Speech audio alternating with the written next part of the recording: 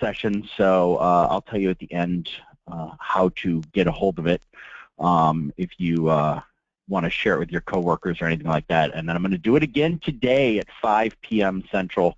My second one of the day normally is better than my first demo, just a heads up. So if I mess this up, please join in at 5 p.m. for another exciting 45 minutes of iImport and Activity Importer Plus. That is done mostly for our Asia Pacific clients. So probably saying, hey, why am I here? Well, I got invited, and we invited anybody that owns one of our products, and that includes iMerge, our duplicate finding and merging tool, iEmail, our Outlook integration product, iMove, our national change of address product, Meeting Closer, the ability to close events and not lose any detail, our Freight Rate Importer product for bringing in freight rates and keeping them up to date on a monthly basis, iMap, which is our geolocation tool, FREs, if you're a fundraiser and you don't have FREs, something's wrong. That is fundraising made easy, is the ability to edit gifts after they've been posted. Our online donation product, iDonate. Page Filter, which is our ability to do magic with Rise and public view pages, change things that you didn't think were changeable. Profile Editor is our high-end member profile editing tool. iDocument is our newest product, the ability to document your entire database. And of course, while you're here, Activity Importer Plus and iImport. So these demos, or it's not a demo, this product overview that I'm going to be showing you today really is for owners of the product, but people who are interested in the product get something out of it as well. The goal really is to show you some of the new features we've added to the product, new and innovative ways to possibly use the product, things you might not have known. This really all started from way back when I was at a client and they said, boy, I wish there was a way to do a certain something or other. And I said, well, you can do that and you have the product. And they had not updated their product in many years, and so I felt bad because they had been diligently paying their software update fee and did not have the latest release and didn't know all the great things we've added. Speaking of which, well, I guess we're going to cover the agenda first. I guess I've got this a little bit out. So we're going to show you the why and how. Why do we create Activity Importer Plus and how to use it? And then we're going to take you through some real-world data usage. So if you have Activity Importer Plus, this is how we see some people using it. You may be using it different. You may learn something new. Hopefully you do. These are just some generic ways to use it. And then we're going to do the same thing with iImport. Why did we create it? How did we create it? And then some real-world usage. We're going to cover what's new with each product, and then, of course, how to get the latest version, how to get help, and some Q&A. So back to what I was saying, we've had Activity Importer Plus out since 2003, and there's over 75 organizations that use this product. We are currently on 1.5.25. I was just looking, there have been 4 releases, I think, since October. Just interesting things that have been added, and we'll talk about those as well. But those enhancements came from both CSI staff using the product as well as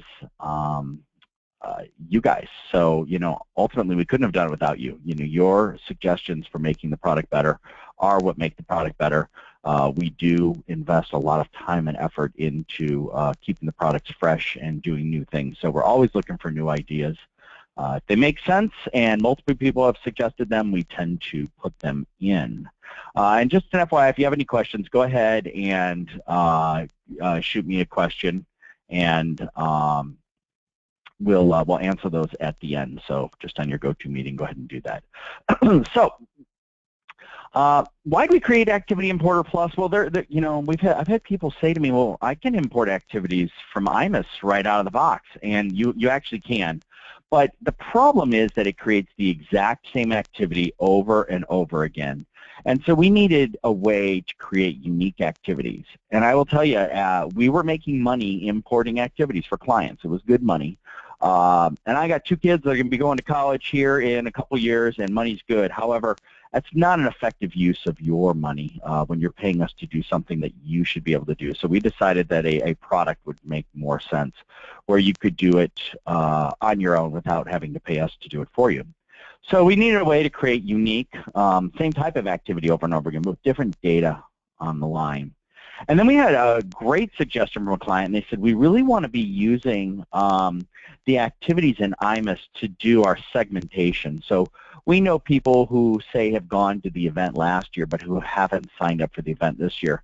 And we'd like to have an IQA, and based on that IQA, we would like to create activities. So we enhanced the product to do that as well. And then somewhere along the way, someone said, I need to import some gifts. I'm getting a lot of gifts. And a gift in IMIS is more than just an activity. There's financial information behind it. There's batch control. There's all sorts of fun things. So we enhanced the product via an add-on, an upcharge add-on to bring in gifts, because it actually is a lot of work to bring in gifts. So that's been very popular with a lot of organizations who are using third parties for their donation sites. So what's it look like using AI Plus? Well, here's an example. You know, we talk about all this online and everything. The fact is, you know, Google Docs work really well sometimes. And here's an example where we ask some committee members to go ahead and reach out to some constituents and see if they're interested in rejoining and maybe presenting at the next conference. So I had a little Google Doc out there, and I said, go ahead and update it. The good news is they've gotten back to me now. We've got the responses. We're going to go ahead and import them back into IMIS. And we're going to do it really fast, because one of the things we want all of our products to do is work very quickly. You shouldn't have to reference the manual. It just should be very intuitive. When I go through our products, if something doesn't make sense to me, you know, I send it back, because it needs to be intuitive, and it needs to work fast. So let's do this very quickly, okay? So what I'm going to do now is I'm going to start Activity Importer Plus. You should be seeing a screen like this when you log in. Nice, pretty screen, not our old screen. And I'm going to go out here, and I'm going to browse out to calls to be imported into IMIS. Let's look at that spreadsheet real quick here. So this is a spreadsheet where I have the IMIS IDs already defined, and the name, the phone number, and then we've tracked the date they've called. And we have some notes from the call. And then in IMIS, you know, we can do follow-up activities.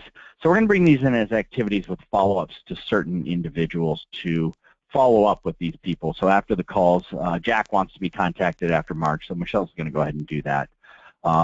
You know, things like that. So this is our lovely spreadsheet, and we're going to bring this in as call activities in IMIS. And I'm going to go pretty quick on this because I want to show off. There's my data. I hit next. Now I can go through here and set each field. I can say I'm going to create a call activity. The ID field is this. Or if this is a spreadsheet that I'm constantly bringing in, I can save my mapping.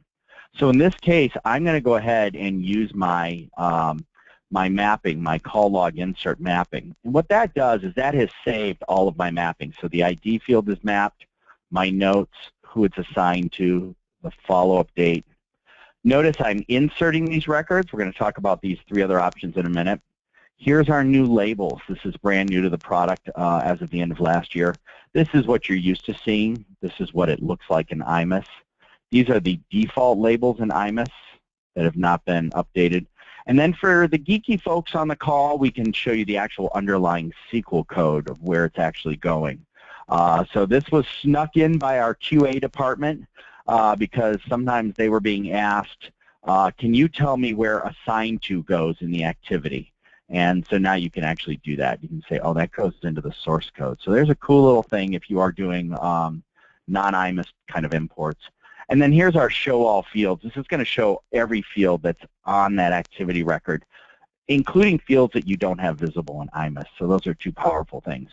But in this case, I'm ready to go, and I'm just going to go ahead and import this data. 5 records were created. Let's view the report. Okay, everything's good. It's brought all 5 of those in, so we could go to, say, ID 207 if we wanted to. Why my IMIS is doing that? We'll close that. We'll go back to IMIS, and IMIS does not. All right, 207. And then if we look at the calls, there it is. It's brought in that call activity. So we just brought in an activity, no big deal, life's good. But now what we're dealing with is the committee members made our follow-up calls. And we want to bring in those follow-up activities, and we're not actually bringing them in, we're updating the existing activities because there were some follow-up to occur. So I'll show you what I'm talking about there. If I go and I'm going to browse out, and here is our calls to be updated in IMIS. If we look at that, those were the 3 people that said, call me back after March 1st. So we went ahead and called them, and then we actually have some notes. Bob's no longer here. Pete said no thanks. And then this is really what I want to emphasize. Notice my follow-up date is a tilde. What that means is I want to erase the follow-up date in IMIS, okay?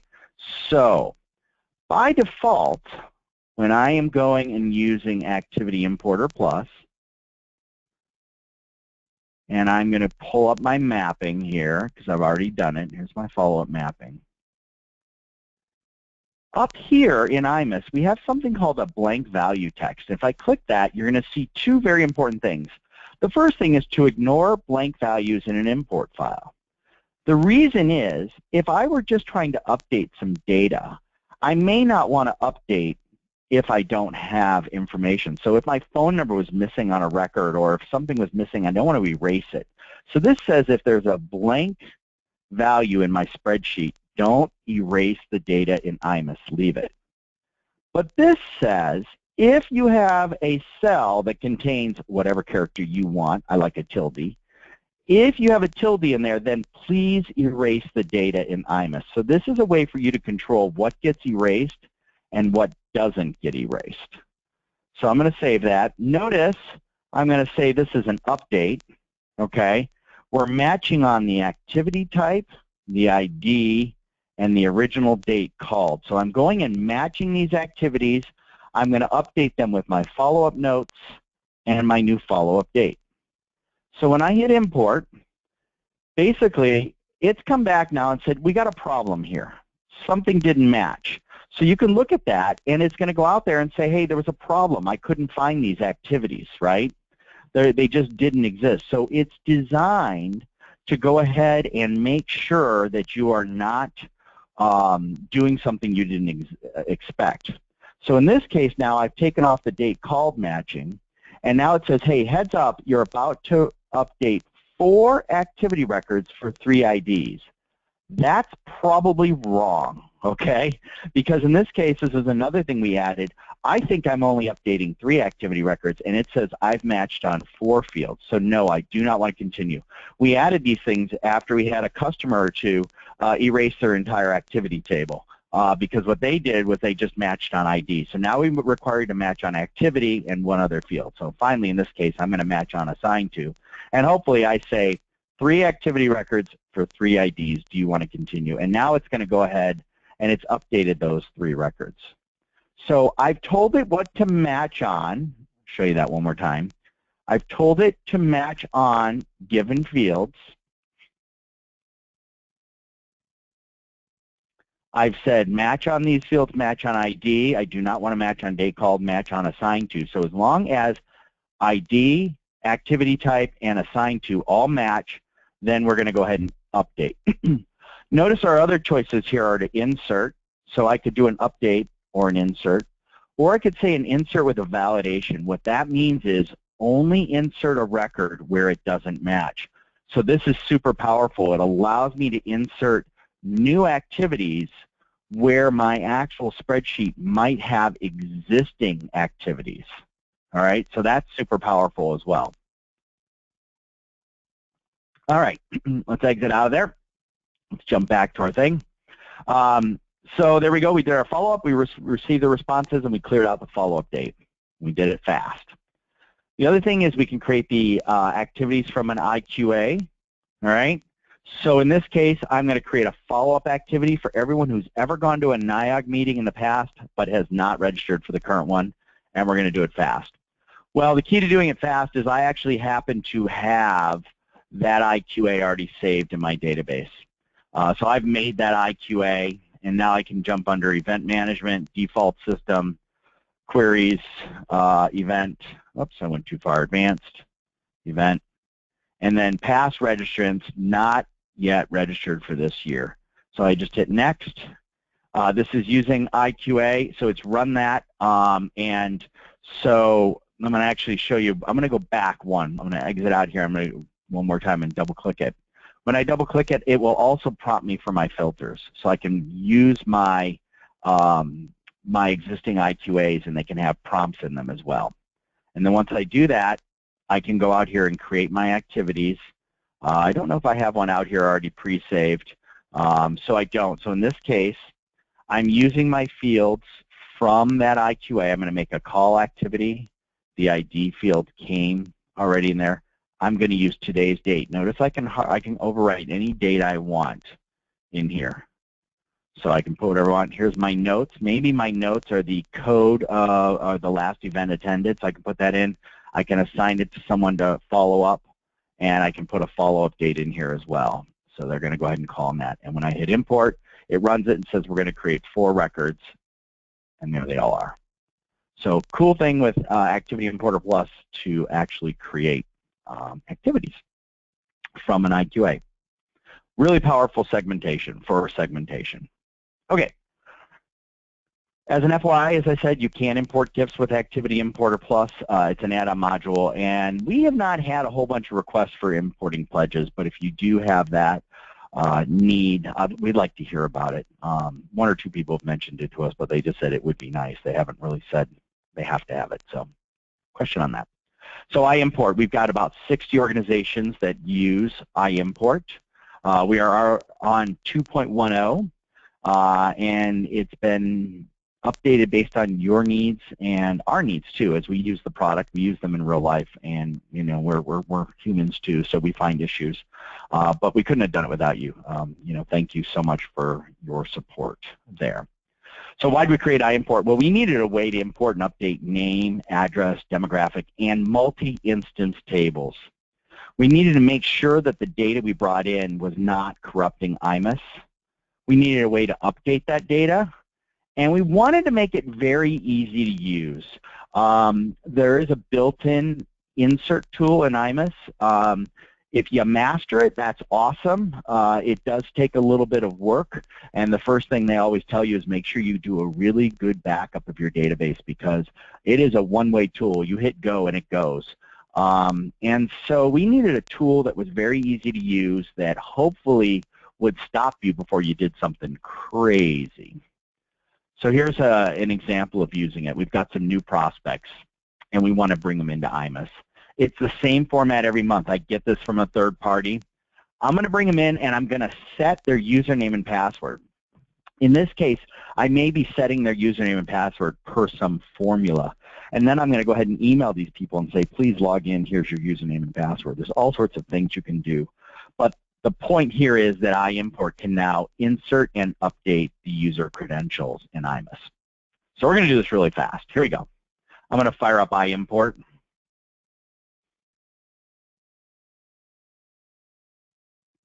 I'm going to log in. And I'm going to browse out here. So I happen to have some new records out here. This is what they look like. First name, last name, some address, city, state, zip, phone number, and then the username and password. Zach Grant, who used to work here, was a huge Ohio State fan, and he made this spreadsheet. So those are all Ohio State folks. So we're going to open up that spreadsheet. We're going to hit next. I could go through and map all these fields again, but once again, I've done this. I get the same thing every month. So I'm going to pull up my existing template. It has everything mapped here, and so let's look at that. We're bringing in, these are going to be non-members. I'm bringing their first name, their last name. Nothing else there. I'm going to bring in their user credentials. I'm going to bring in their address. And I don't think I brought in too much over here, but I could bring in join date or anything like that if I wanted to. I'm going to go back to this because this is our newest feature, the ability to bring in company and company roster on an import. But we're going to talk about that later. So I'm going to go import, and it says, hey, heads up, you've got user credentials mapped. Please read the user guide section for this. What that means is we have no way to tell if you have created your username and password per IMIS rules. And so the only way we know is when we try to create that record and IMIS fails it, because we're actually using IMIS to write this information. So we're just telling you, heads up, make sure you've got the user credentials mapped in here correctly. Otherwise, the import will fail. That's the one thing we can't check, but I'm feeling confident. It has gone out there and said, okay, I got 26 records found in your file. This is a new little thing they snuck in. If you've been using iImport for a while, check it out. You can click here to view the log. This is the old log we used to have. It doesn't tell you a whole lot. This is the new log, all these other tabs. So here are the records that are going to be inserted. Notice they're all out there, right? Here are the records we're going to update. We're not updating, and here are the records that are skipping because they violated some kind of rule in IMIS. So how many records have been completed? None. All of these incomplete because I haven't hit go yet. So this is super powerful, this log now, where I can go ahead and say, yeah, that looks good. I like it, and I can continue, or I can cancel if that wasn't what I expected. If I expected to see 326 records created, I can stop right now and go figure out what went wrong. So I'm going to hit continue. It has gone out here, and it says, do you want to view the report? This is taking me back to that same cool report, and I'll show you my favorite feature here. Under the records completed, if we look all the way over here, there's the ID that was assigned to these new records. I can now export this to a file, and if I needed to bring in activities or do anything else, I know each IMIS ID that was now assigned to these individuals. So this is super powerful to figure out. So a lot of times, like, well, you just brought in these records, but what IMIS ID are they? And now you've got them. So there you go. That's pretty cool. Everything's good. They're all been brought in, but I kind of went too fast, and I used an old import template, and I forgot their email address. So I'm going to go ahead and use iImport now to go ahead and bring in the email address to the records I just created.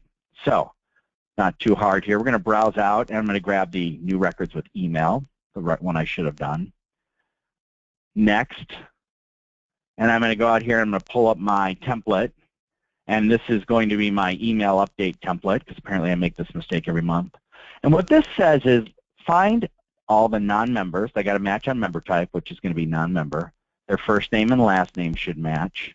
I'm not doing the credentials, and I'm not erasing them because I have the same kind of option here where I can say blank out only when it's a tilde.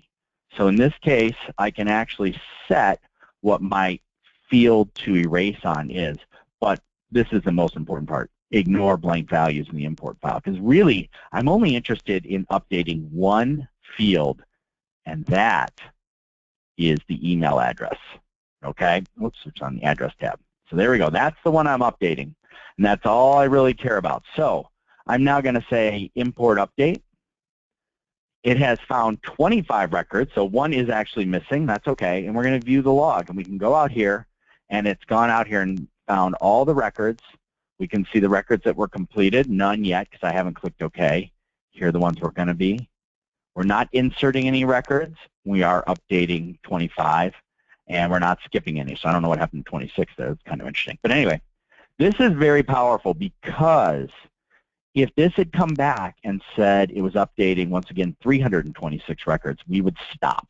We don't need to continue. So it allows you to check out what you're about to do. Yeah, it looks good. Go ahead and do it. And now we hit continue. It's going and updating all of those records. Now we can view the report. Here are the records that we updated, and we can see all the data that's out there now. So super powerful. There's our ID field again, and life is good. Okay. So probably wondering what have we added to the products? We added a bunch of stuff. You saw me control what you saw in Activity Importer Plus with the user-defined field, the default, or SQL. That's new.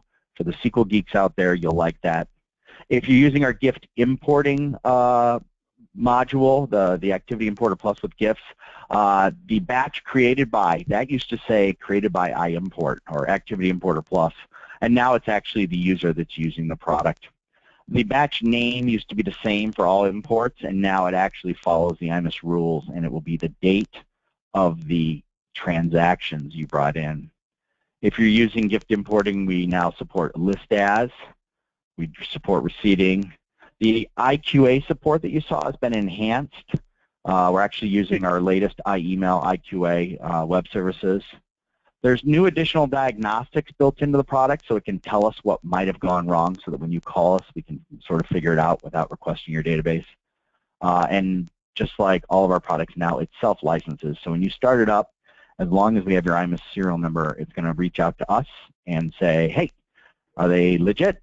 And then it's going to self-license. So no more license keys. And that was a real pain when you upgraded your IMIS and you added users, because then you needed a new license key from us, and now you don't. iImport.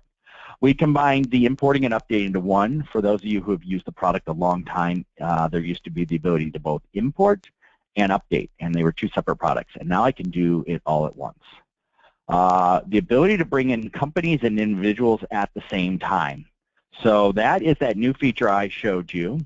If we go out here, let me close out of here. If I browse out here, here's an individual and company spreadsheet. I just need some sort of key field. It could be the company name. In this case, I actually made it a number. If all three of these match, one of them is going to be the company, and one of them is going to be, or the other ones are going to be the individuals. The real key is you need to specify the member type in your table. So you can see by this example, I'm actually I can go out here and bring in records, and this is going to create both the company and the individuals. I'll show you what that looks like when I do it.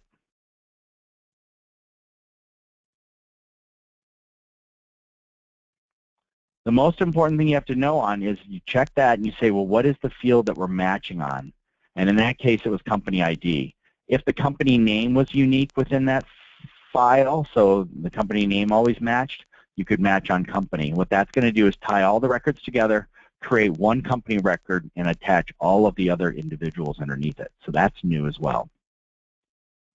Company flowdown support is in there as well. So if you're going to go ahead and bring in a record, if you're going to bring in an update to an existing company record, it will flow down to the individuals just per IMIS rules. We found out that a lot of you had some corrupt user-defined tables out there, and that was not making iImport happy. So we've added some user-defined table validation. You can actually go, if you're bored one day, you can go into your iImport and say validate user-defined table setup, and it's going to tell you if there's any errors in your user-defined table. You get errors in your user-defined table when you are in IMIS and you do silly things like this. You go set up module and you go additional windows and you say define table, and you go and you say down here, you add another field, you add the Doug field, and you say that is a character field, and it is 25 characters or 25, and you say Doug is the prompt, and you hit save. If you forget to hit yes to this, IMIS thinks your window has a Doug field in it, but SQL knows it does not. So if you say no to this, you've actually created a corrupt user-defined table, and iImport will tell you about that. Okay, so don't say no to this. You always want to say yes, but I'm going to say no because it's fun. Okay, oops, back to our thing. The ability to import usernames and passwords, a lot of people are going to be using that. We've found a lot of usage for that since we're getting a lot of third-party things in. The ability to use email as primary key. This allows you to do an update with iImport where you can go ahead and say match on the email address. We were not supporting that originally, and now we do. So you can go ahead and do an update as long as the email address maps. And so that's powerful. You saw the blank value support. You can both ignore blanks in your spreadsheet and overwrite if they're a certain character.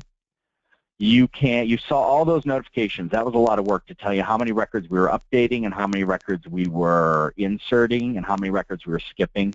Super powerful, designed so that you don't have to, if you can run the product and you have a much lower chance of corrupting your database. And the self-licensing, which we're really excited about because that's totally cut down on the number of calls.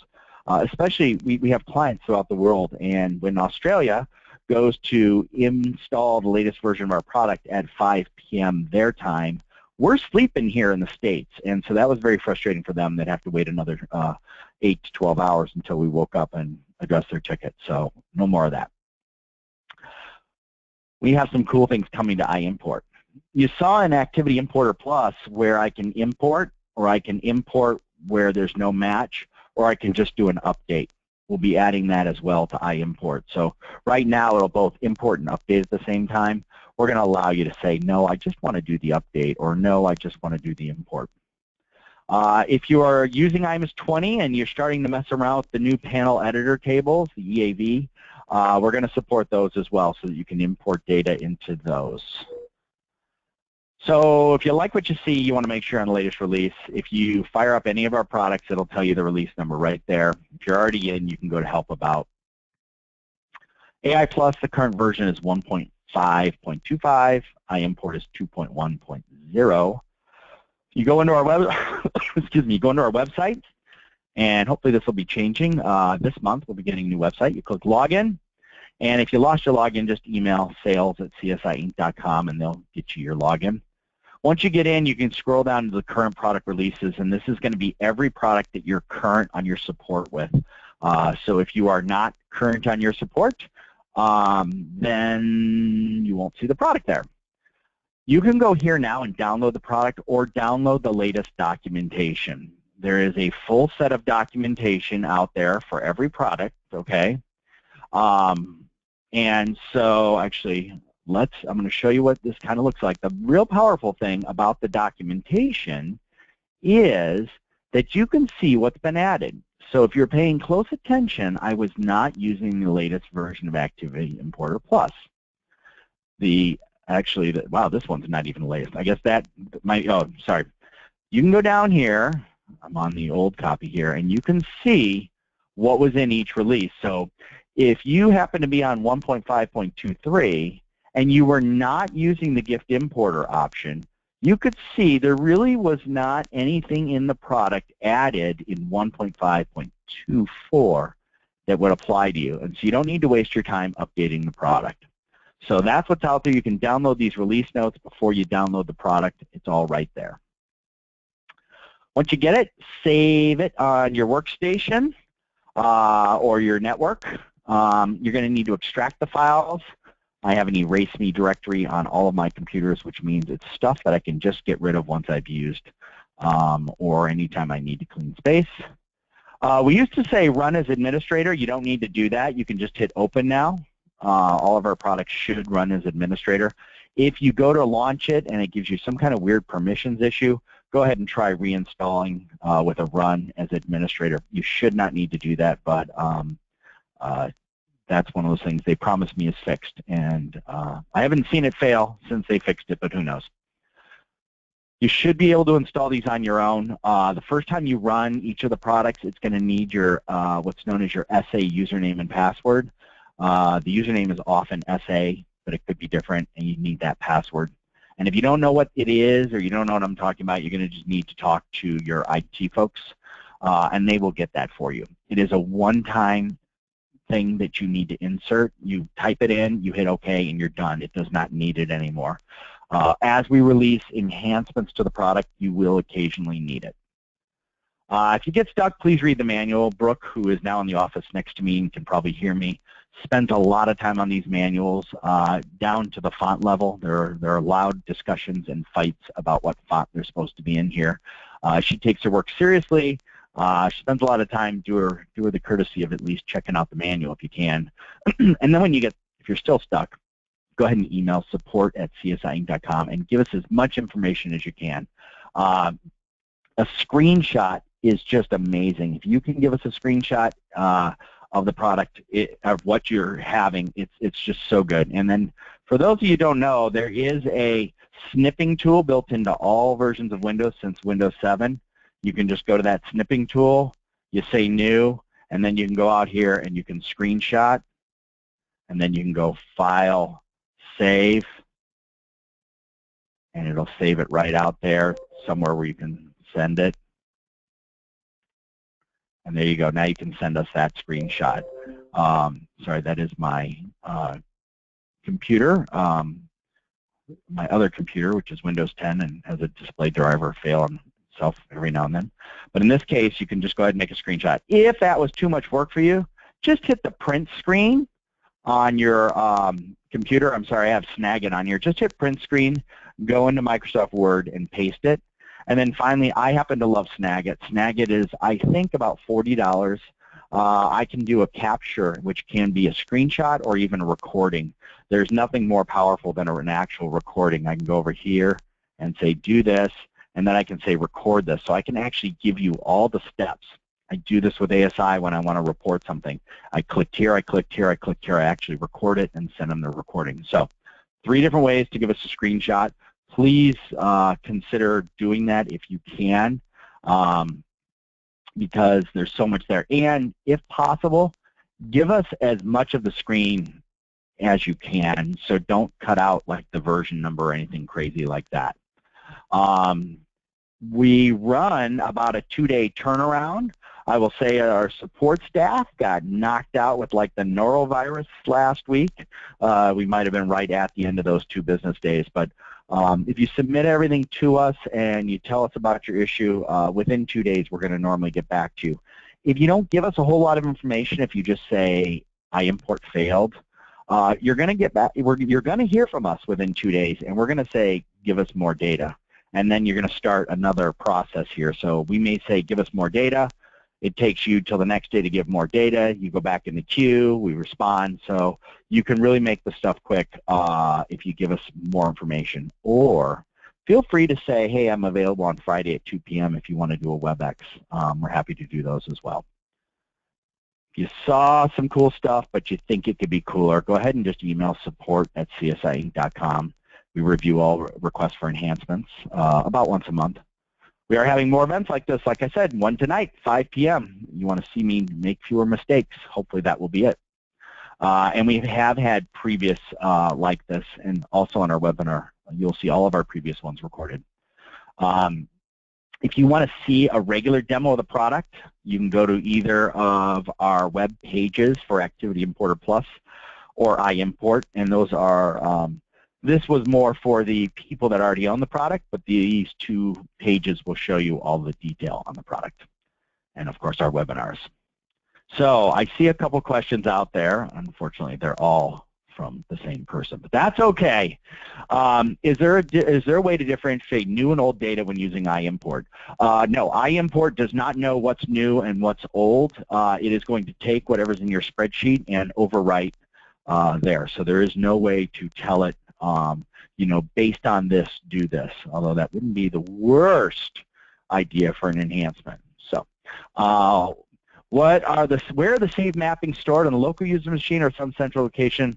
They are stored, the save mappings are stored wherever you like.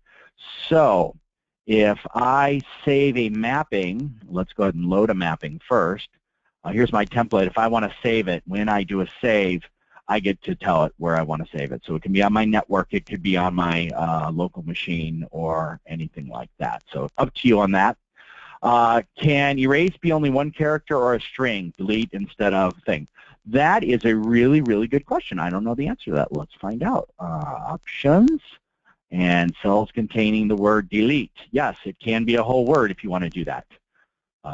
So you can go ahead and use that instead to make it tricky. We want pledges importing, but I think you were probably talking about us. No, I was not talking about you, but others have mentioned the pledges importing. Does someone need to have IMIS installed on the same computer as iImport, or could they just connect to the host URL? I am going to go out on a limb here, and I'm going to say you do not need to have IMIS installed on the machine. I have not tested that, but I'm just about positive that it does not require IMIS to be on that machine. So you could install iImport on a machine that does not have IMIS. Let's see. It would be helpful to use a credentials note said the requirements. Yes, that's the problem. We can't read the requirements.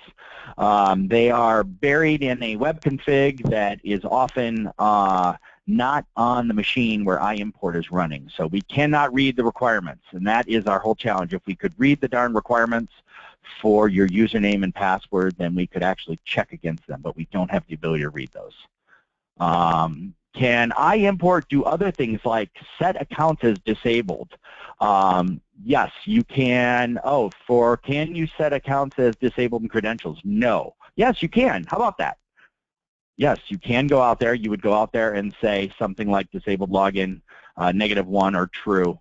That should go ahead and disable the login. So yes, iImport can disable the login. I learned something new. I can go home now.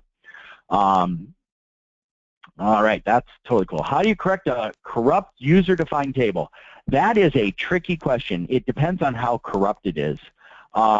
Normally, I would say you want to make a backup, and then you would, let's just see if iImport will detect the issue. No, I probably have to reload here. Let's see if it detects my corrupt table. I'm going to exit. I want to do this.